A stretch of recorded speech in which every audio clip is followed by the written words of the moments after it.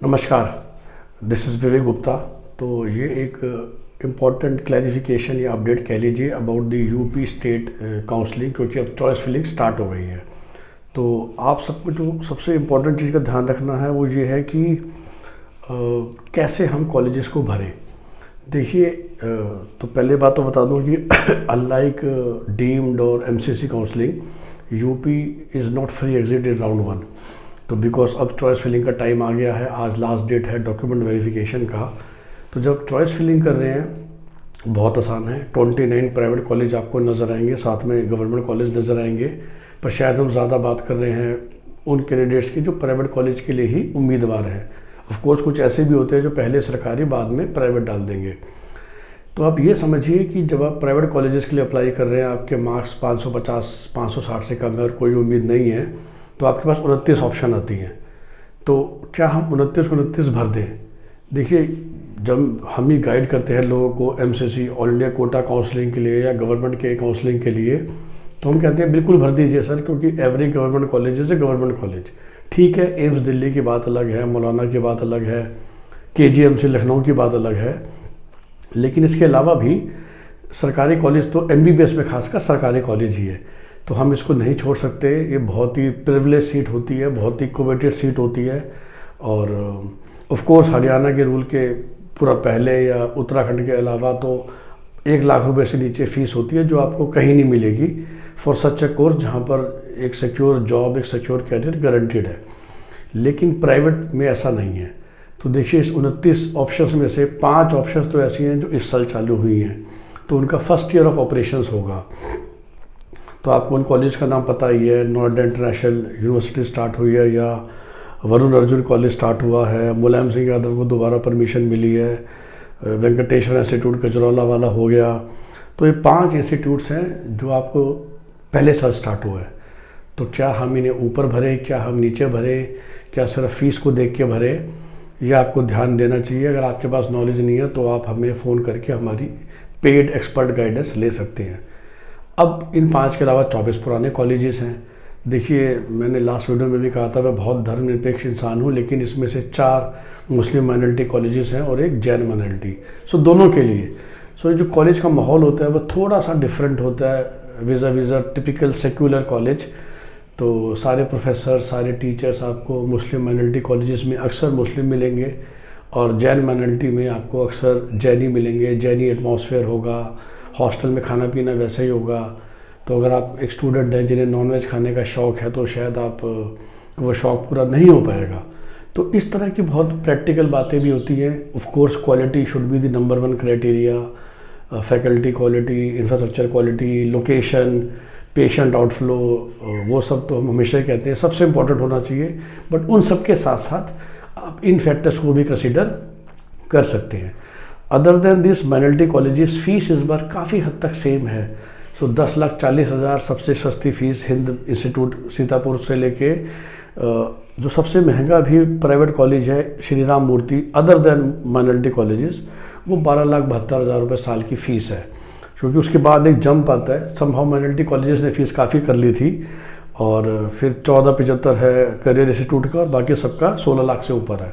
लेकिन मोटा मोटी 11 से 12.5 की रेंज में आपके बाकी 24 प्राइवेट कॉलेजेस हैं। अगर आप इंटू 4.5 करेंगे, 4.5 साल की फ़ीस, तो सबसे सस्ता जो पैकेज बन के आ रहा है वो 57 लाख का आ रहा है हिंद कॉलेज सीतापुर में। देखिए, इस बार हॉस्टल फीस भी डिसाइडेड कर दी गई है यूपी सरकार के द्वारा। 1.5 लाख नॉन AC, 175 AC। इसके अलावा 1 रुपया भी कॉलेज नहीं ले सकता, और 80,000 रुपये पर ईयर सारे मिसलेनियस एक्सपेंसेस।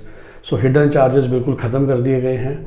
तो आप एक हिसाब लगा सकते हैं, 80,000 इंटू 4.5, तकरीबन 4 लाख पकड़ लेते हैं। हॉस्टल का 1.5 लाख इंटू 4.5, 6.5 लाख पकड़ लेते हैं। तो 6.5 और 4 10, और 10,40,000 के हिसाब से 4.5 साल की फ़ीस 46 लाख। तो 46 लाख जमा 10 वही 56, 56, 57 लाख। सबसे सस्ता पैकेज लखनऊ में अवेलेबल, यूपी में अवेलेबल है हिंद कॉलेज सीतापुर में। और सिमिलरली अगर आप उसी कैलकुलेशन से जाएंगे तो सबसे महंगा आपको ईरा पड़ता है, क्योंकि उसमें ईयरली इंक्रीमेंट भी होगा 8-9% का फ़ीस का। तो ईयरली इंक्रीमेंट पे कंट्रोल लगा दिया गया है, वो बिल्कुल छपा हुआ है किस कॉलेज में कितना है। हॉस्टल की फ़ीस पे कंट्रोल हो चुका है। कोई कॉलेज हॉस्टल के नाम के आपसे 4 लाख 5 लाख नहीं ले सकता। एक रूम में 2 ही बच्चे होंगे। मिसलेनियस चार्जेस 80,000 से ऊपर नहीं होगा। ट्यूशन फी डिसाइडेड है। इस वजह से बहुत रश हो गया है और पूरे नॉर्थ इंडिया के बच्चे यूपी में अप्लाई कर रहे हैं। लेकिन अब जो मैं कहना चाह रहा था कि आप जो कॉलेज का सिलेक्शन कर रहे हैं, चॉइस फिलिंग कर रहे हैं, क्या इंपॉर्टेंट है। देखिए, उत्तर प्रदेश 3-4 यूनिक बातें हैं। पहली बात, राउंड 1 फ्री एग्जिट नहीं है। अगर आपको राउंड 1 में सीट मिल जाती है तो आपको एडमिशन लेना ही पड़ेगा, नहीं तो आपके 2 लाख रुपए चले जाएंगे जो आपने अभी जमा कराए हैं। ऑफ कोर्स उसमें फिर प्रावधान ये है कि अगर आपको ऑल इंडिया कोटा से सीट मिल जाती है या किसी स्टेट कोटा से सीट मिल जाती है और आप राउंड 2 चॉइस फिलिंग शुरू होने के 2 दिन पहले जाके वो सीट दिखा देते हैं, सो 10% धनराशि कट के आपको पैसे वापस मिल जाएंगे। और बिना वो लेटर दिखाए आप जाते हैं तो 50% कट जाएगा, लेकिन आप घर बैठे बैठे आपको पैसे वापस नहीं मिलेंगे।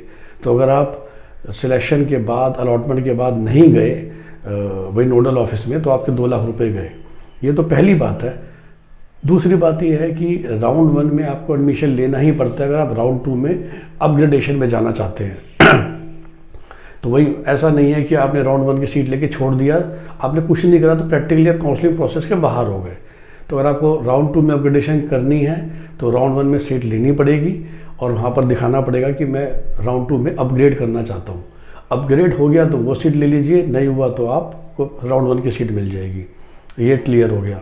अब सबसे इम्पॉर्टेंट और तीसरी बात, अगर आपको राउंड 1 या राउंड 2 में कोई भी सीट मिल जाती है तो आप मॉपअप में बैठ ही नहीं सकते, तो आप राउंड 2 को एग्जिट करके मॉपअप राउंड में एलिजिबल नहीं है। अब ये बात क्यों इम्पॉर्टेंट है, देखिए, हर एक इंसान की प्रायोरिटी चॉइस लिस्ट होती है। मैं आपको एग्जांपल देता हूँ, जो रिकॉर्ड बाहर आते हैं उसके हिसाब से शारदा कॉलेज, जो कि बहुत ही पॉपुलर और बहुत ही सॉट आफ्टर कॉलेज है उत्तर प्रदेश में, ऐसा आता है कि उसकी लास्ट ईयर की कट ऑफ कुछ 340 नंबर थी। तो एक तो आपको इस बात का पता होना चाहिए कि एवरेज इस साल 20 से 30 नंबर बच्चों के बड़े हैं। तो जो 695 टॉपर था लास्ट ईयर, वो 720 है। और 700 मार्क्स से ऊपर ही सुनने में आया कुछ तो 10,000 बच्चों से ऊपर के मार्क्स हैं। तो अगर आप ये मान के चलिए, देखिए, बार बार कहते हैं ना कि cut off is not on the number, cut off is on the number of candidates and the ranking. तो आप इसी चैनल पे दूसरा वीडियो देख सकते हैं, परसेंटेज और परसेंटाइल का डिफरेंस। फिलहाल आसान भाषा में समझा देता हूँ। तो जो हैसियत पिछले साल 340 नंबर वाले की थी, वो हैसियत इस साल 360-65 नंबर वाले की है। ठीक, तो अब आपके 370 नंबर है। आपको लगता है कि मेरे को शारदा में उम्मीद है, लेकिन आप मॉपअप राउंड तक वेट भी नहीं करना चाहते और आपने राउंड 1 राउंड 2 में 10-12 और चॉइसेस कर दी और आपको शारदा के बदले लेट से प्रसाद मिल गया या सरस्वती हापुड़ मिल गया। एक बार आपको मिल गया तो फिर आप मॉपअप राउंड में शारदा की वेट नहीं कर सकते। तो उसके लिए या तो आप राउंड 1 राउंड 2 में पार्टिसिपेट ही मत कीजिए, मॉपअप का वेट कीजिए। लेकिन अगर मॉपअप में शारदा खुला ही नहीं तो, और खुला भी और आपको नहीं मिली तो ये सब बहुत परमुटेशन कॉम्बिनेशन है। लेट से अगर आप एक डिसाइड कर रखा था कि मुझे यही सीट लेनी है, यूपी में सीट लेनी है, तो पता चले कि शारदा के चक्कर में आपके बाकी सारी सीटें चली गई, क्योंकि तब तक जब तक मॉपअप राउंड यूपी का आएगा तब तक तकरीबन पूरे हिंदुस्तान के एडमिशन्स ख़त्म हो चुके होंगे। तो देखिए, यही एक कन्फ्यूजन होती है, यही एक प्रोसेस होती है कि हमें कौन सी सीट मिल सकती है। क्या मैं राउंड 1 राउंड 2 में ही ले लूँ, स्पेशली यूपी में जहाँ सबसे ज़्यादा प्राइवेट कॉलेज और सीटें हैं, 4100 सीटें हैं, कम फीस की सीटें हैं, कम स्कोर पे भी मिल जाता है। कर्नाटक केरला में तो कंपटीशन बहुत है और महाराष्ट्र बहुत महंगा है। तो क्या करें, तो ये जो स्ट्रेटेजिक डिस्कशन होता है, इसी के लिए हमारी एक्सक्लूसिव पेड सर्विसेज है जिसमें लोग मुझसे डिस्कस करते हैं। ऑफ कोर्स उसके चार्जेस हाई रहते हैं, क्योंकि हम हमेशा कहते हैं कि हम एज ए काउंसलर सिर्फ फॉर्म फिलिंग नहीं करते। वो बहुत आसान काम है और वो आप खुद भी कर सकते हैं या किसी दूसरे लोगों से करवा सकते हैं। हमारे साथ जो भी क्लाइंट जुड़ता है उसका बेसिक पर्पज़ यही रहता है कि वो हमारे साथ ये सब डिस्कस कर सके, मेरे साथ ये सब डिस्कस कर सके।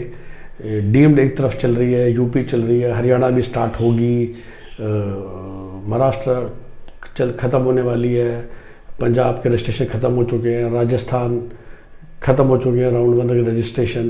तो ऑल दीज थिंग्स दिमाग में होनी चाहिए, आपकी प्रायोरिटी लिस्ट होनी चाहिए कि आपको कौन कौन से कॉलेज हर स्टेट के हिसाब से चाहिए उसके हिसाब से आपको सारी काउंसलिंग्स को साथ लेके चलना पड़ता है।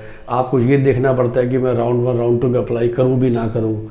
लेट से आपने अप्लाई नहीं करा और कुछ भी नहीं मिला, लेट से आपने अप्लाई कर दिया और आपने ज़बरदस्ती अप्लाई कर दिया, आपकी चॉइसेस 5 थी लेकिन सेफ्टी के लिए आपने चॉइस नंबर 9, 10 डाल दी और वही मिल गया, और अब आप उसको छोड़ते हैं तो आपके 2 लाख रुपए जाते हैं। नहीं छोड़ते हैं तो फिर वही कॉलेज में जाएंगे, लेकिन उस कॉलेज में एडमिशन मिल गया, किसी और स्टेट में नहीं मिल रहा, तो बहुत सारी चीज़ें हैं।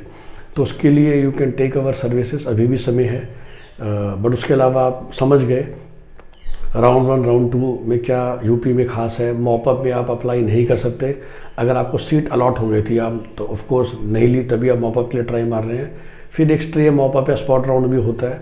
वो बारीकी बात है कि जब आप मॉपअप के लिए जाते हैं तो आपको 2 कॉलेज लिख के देने पड़ते हैं कि अगर मुझे मॉपअप में भी कुछ नहीं मिला तो फिर स्ट्रे मॉपअप में मुझे इन 2 कॉलेज के लिए आप कंसीडर कीजिएगा। फिर वो 2 कॉलेज ही आपसे डायरेक्टली कम्युनिकेट करेंगे मॉपअप राउंड के बाद।